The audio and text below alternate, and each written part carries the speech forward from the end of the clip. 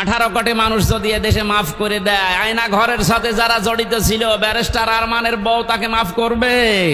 আপনার কি মনে হয় যে আন্দাজে বললে মাফ করে দেবে? আপনি থেকে দেখেন তো, স্বামী ছাড়া 8 বছর। আরে ভাই, একটা মানুষকে আপনি যদি মেরে ফেলতেন, তাহলে তার বউটা অন্য জায়গায় বিয়ে করতে পারছে। এক কথা বলছেন না কেন? আর আপনি এমন জায়গায় রাখেন, এই জন্য আয়না ঘর মারা বানিয়েছে। আমার মনে হয় ওটা ধ্বংস করে ফেলা লাগবে না, ওটা রেখে দেন, ওটা টুরিস্ট প্লেস হিসাবে রেখে দেন।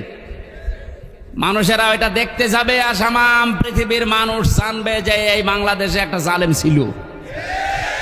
এটা মানুষ কত বড় নৃশংস, কত বড় জুলুমকারী হলে এই মাটির নিচে, এই ঘরের ভেতরে মানুষকে তাও 2-5 দিন রাখেন। 8 বছর রেখে দিয়েছে, কারোর 10 বছর, কারোর 12 বছর। আমিও মাটির নিচে ছিলাম, যেখানে আমি শুনেছি। আমারও তো বেশি দিন রাখে নাই।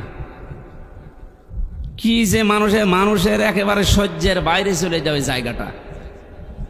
এই হাঁটুর ভেতর দিয়ে হাত দিয়ে, এরপরে আবার এখানে হ্যান্ডকাপ দিয়ে বেঁধে একটা মানুষ এভাবে ঘন্টার পরে ঘন্টা, দিনের পরে দিন, মাসের পরে মাস, বছরের পর বছর এভাবে রেখে দেয়, শুধু টয়লেট করার জন্য 1.5 মিনিট সময় দেয়। আমার সাথে যে আলেম ছিল মুফতি ফখরুল ইসলাম, কি কষ্ট যে দিয়ে লোকটাকে দিয়েছি।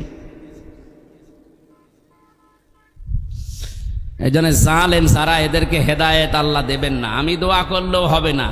কাবা শরীফের ইমামও যদি দোয়া করে এই জালেমের জন্য, ওকে আল্লাহ হেদায়েত দেবে না, ওকে জাহান্নামে দেবেই।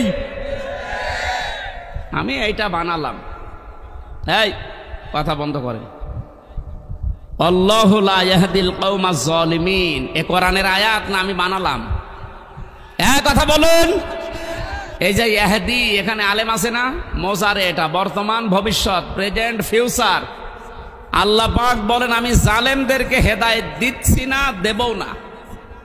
সুতরাং যারা জুলুম করেছেন, আপনি জানতেন না যে আয়না ঘরে কারা থাকে?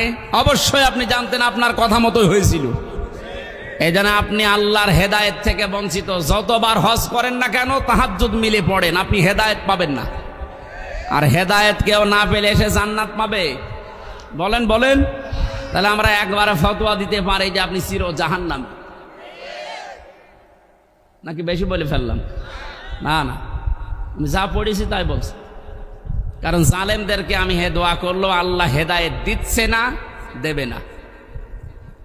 কিয়ামতের ময়দানে আল্লাহ পাক 2 শ্রেণীর মানুষকে নবীর হাত থেকে হাউজে কাউসার খেতে দেবেন না। কয় শ্রেণী? 1 নম্বরে যারা ইসলামের ভেতরে নতুন নতুন বিষয় ঢুকিয়েছে, বেদাত বলে যারে, এদেশে সবচাইতে বেশি এটা। আমার তো ভয় হয় এই কারণে যে বাংলাদেশের হাজারো মুসলমান আমরা নবীর উম্মত দাবি করছি, কিন্তু এই বেদাত করার কারণে আল্লাহর নবীর হাত থেকে পানি পাবো না।